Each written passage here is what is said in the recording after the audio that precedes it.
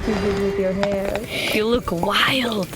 Oh, your jewelry makes nice sounds. Is that a music show? It's just a silly magic project a friend from university imposed on me. No music, I'm afraid. Oh, hearing some music again would have been nice. It's been a while since we had musicians visit us. And the ditties our staff sing are bland, to say the very least. Evens out the spicy food they cook. True that. My throat is still burning. Drink more wine. For what it's worth. Why did it make that noise? The shell? Mm-hmm. It does that when it activates. Oh. Now it is connected to another one like it in the University of K-Room. One of my colleagues is probably listening to us right now. Oh, is that possible? I really don't know. He told me it is, but creating magic technology is entirely his field of study, not mine. What's it good for? It can sense nearby spirits and will warn me with that sound. Oh. Then transfers any sound around me to my colleague. For analytic purposes, I believe. Does that mean there are spirits nearby? Should we tell my mother to be on guard? No, there's no threat. I can sense spirits myself. I don't really need this toy for that.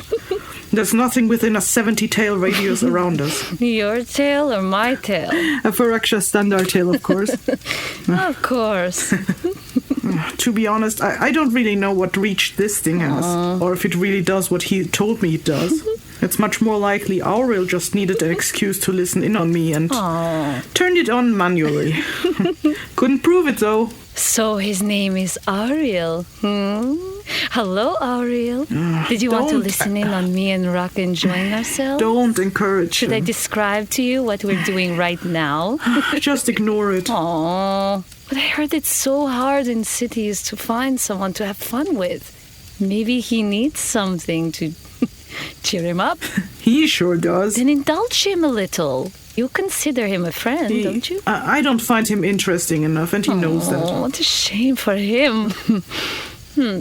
What Rontar is he? He's not a Rontar. He's not from here. He's a Desarius from Elmir. Ah. You probably haven't heard of them. They don't usually come this far south. Is he good looking? I don't know what you consider to be good looking. You are good looking. Well, then I can assure you he looks nothing like me. Oh, well. I ran out of wine. What? Your housekeeper only just brought us a full decanter. Yeah, but it's so far away. I'll fill it up for you. Give me a cup. Thank you.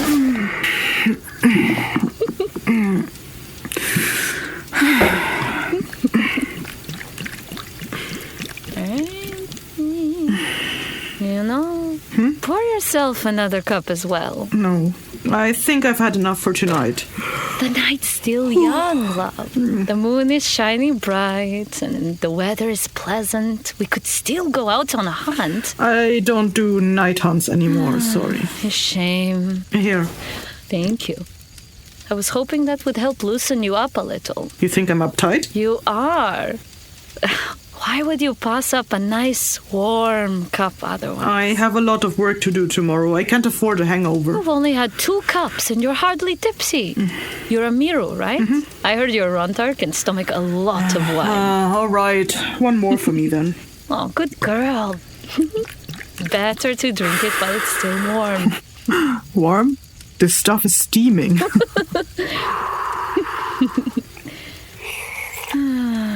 Guess I'm too used to the university rules. No intoxicants past the 11th bell or the 26th hour. University life seems to be ingrained in you. You even brought your work to bed. My work? What do you mean? This thing. You're right. When I'm at the university, the amount of work I have to do can become quite suffocating, you know. Sometimes I wish I could just drop it all.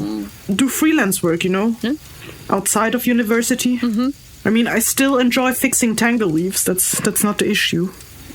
Doing it as a delegated patcher are the only times when I really get to have some freedom, some space from university life, you know. I'd still like to continue doing that. Making rune charms for villagers and make sure the aether web is kept in balance. That sort of thing, you know. Then why don't you? Because I crave the knowledge the university has to offer. I dread missing out on news about the Aetherweb, or stepping into a situation that has not yet been studied or documented. Ugh. The weave changes all the time. The gods continuously add new methods to weave it in different ways, you know?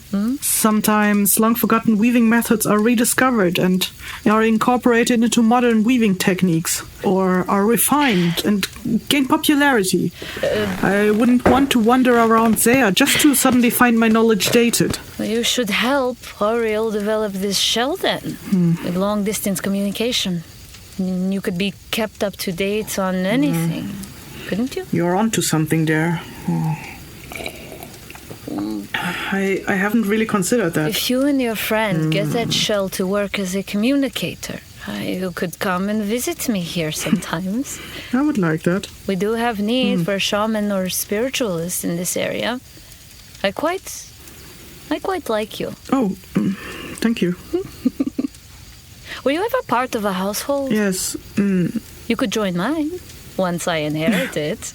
I was main heir to my mother's household, but I never had an interest in becoming a mistress, so I left. Brave. I'm also the main heir, but I couldn't stand to leave the household and the entire village hanging. So. Trust me, one leader is as good as the next. They'll find someone to replace you with. They did in my mother's household. Maybe so. That's just passing the responsibility on to the next person. You know, I'd love to receive a higher education like you. Attending a school or even a university has always been my dream. Staying here, reading is all I can do. And I've been through the entire village library thrice already. Thrice? I envy you for taking that step. I'm certainly not looking forward to spending the rest of my life commandeering a handful of staff members around. I understand that. I didn't look forward to that either. I didn't really get along with my mother's staff. I mean, the men in my mother's staff were diligent and well-behaved, but we had absolutely nothing in common. When I wanted to talk natural sciences, all they could talk about was their work in the fields and their crafts. And most of our mates didn't care for education at all. Yes, I hear you. Let's not talk about that anymore. I'll have the rest of my life to deal with them. Say, what are your plans beyond university? What do you mean? I mean, you've achieved being able to study as much as you want, free of the responsibilities of a household. Any plans beyond that? Well, I do have plans beyond that, but... What is it? You might consider it silly. Hey, I just admitted that I'd love to become like you. If your desires for the future are silly, wouldn't that make mine silly as well? No, of course not. So, what is it? I want to make a name for myself. Become the greatest patcher in Xan history. I want to be recognized by the 14 themselves. By the gods? But why do you need their recognition if you can have the adoration of people like me? Because anyone affected by tangle weaves, even those that aren't aware of it, are dependent on a patcher's work. They need our services because it is something none of them could do themselves. They don't adore or respect us because we do good work. Not that any commoner would know the difference between our whole patched well or badly anyway. They adore us only because we do necessary work. Work that they couldn't do themselves. Yet we adore you all the same. Of course, but... See, the gods have the tendency to acknowledge those that do things that benefit other mortals. Like inventing the wheel, or using agriculture to our benefit, or learning to speak. All those are efforts that have been acknowledged by the gods already. They knew those things already, of course, but it would never have occurred to them to teach them to mortals. Maybe it amuses them when mortals manage to master a subject and use it in a way that benefits them. The mortals, I mean. Tangle weaves are no different. And whether the subject is a mundane matter or a matter of magic makes no difference. When people who can use the Aetherweb cast too much magic without proper balancing, tangle weaves are the result. But understanding what the cause for the tangle weaves is has only really been grasped within the last 2 generations or so. And the knowledge to fix tangle weaves has only been studied in the last generation. The gods have made it so that excessive use of the web would make it rip. But they never bother teaching us how to fix it. We can't survive in a world with a broken aether web. And the gods knew mortals would learn how to fix it eventually. Our patching methods aren't perfect yet, but patching requires those who fix it to give up a lot of themselves. I'm sure the gods are aware of this and will acknowledge those who commit the most of themselves to the cause of fixing the tangle weave. So you think they see patching holes as an act of charity? To some degree, maybe. Patchers do things that benefit all people affected by tangle weaves. Earning the recognition of gods is just a matter of how well we do it. What makes you think that the gods even care if you mend the holes at all? For all we know, they might just be using the weave to study the behavior of people. Maybe the gods just tore a hole in the weave to see what mortals do with it. I highly doubt that. Do you happen to have the Yontrias Oyas in your village library? The Book of Teachings, of course. It's one of my favorites. Then you might have heard of the story of Eve, who became the most adept rune mender in history. Wasn't she a pioneer in the field of rune mastery? Yes, that's her. She was the first to document the names of the runes and their effects, right? She started off researching the breaking and mending of runes, but she discovered a whole lot more about them than was known about them in her time. Her knowledge was the basis for patching, and many of her methods are still in use today. Bottom line is, Eve was recognized by the gods because of her discoveries, and was made an immortal deity. So is that what you want then? Huh? You want to become a deity? Exactly. You want to become an immortal? No, not necessarily. That's just a nice side effect, really.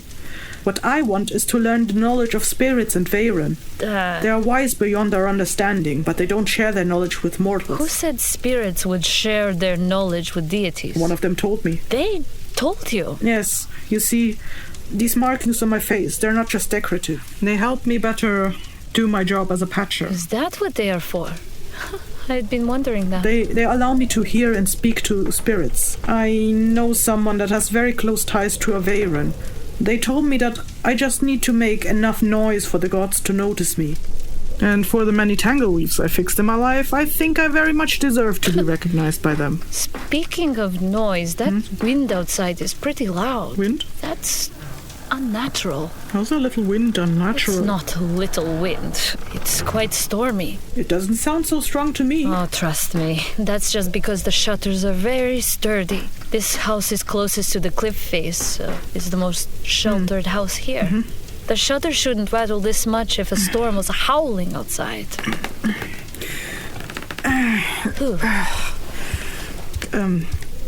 Can I open this? If you can figure it out, but...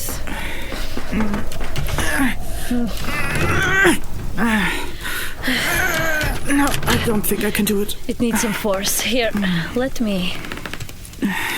You push this thing up a little, and with a little force... Oh, Fjarta! Fjarta, it's cold. Snow? How is it snowing? We're not even halfway through autumn. Is snowfall unusual for this region? For this time of year it is. Let me see. Could the wind have blown it down from the mountain? Oh, no. Not in mid-autumn. Not in this region. We're facing north. We still get the warm winds from the Luri region here. I'm closing this again before we have to dump out the snow and shovels. Do you need help with that? No, I'm fine. Okay.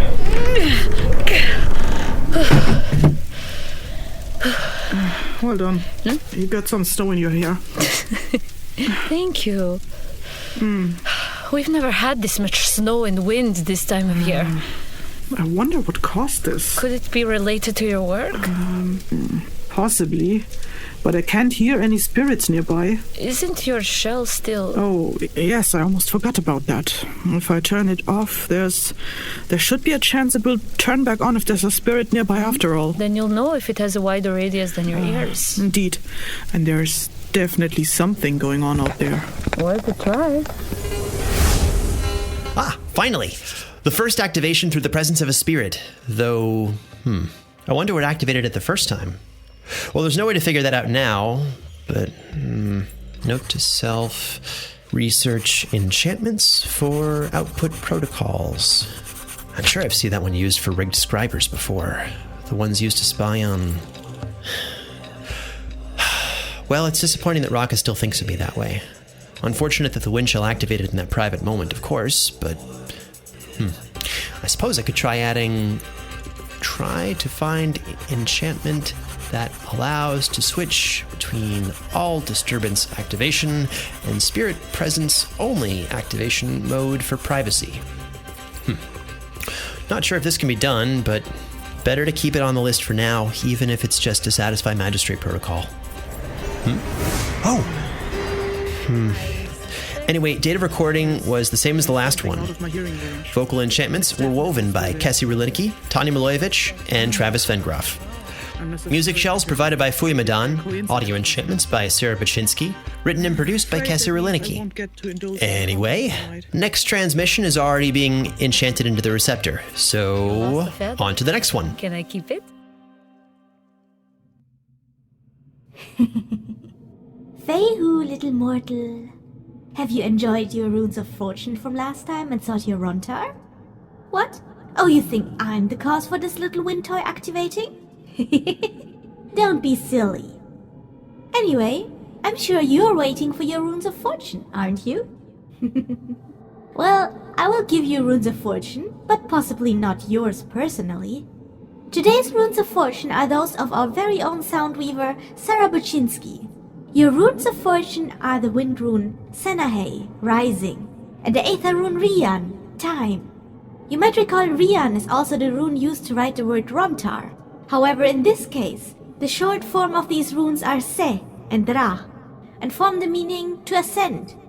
Your time to rise has come, Sarah. Oh, and I have another rune of fortune. This one is for our first Patreon supporter, Chris Patty, aka Feo. Thank you very much for your support. We really appreciate it. Your rune of fortune is the earth rune Veolar, the rune of regeneration. Whether that is what you need right now or not, it is, as the word implies, the rune of recovery and healing. Take care of yourself, Chris Patty. If you want more runes of fortune, or have your name translated into Atsuri runes like Sarah and Chris, you can get those things as perks if you support us, Trilunis, on Patreon or Ko-fi.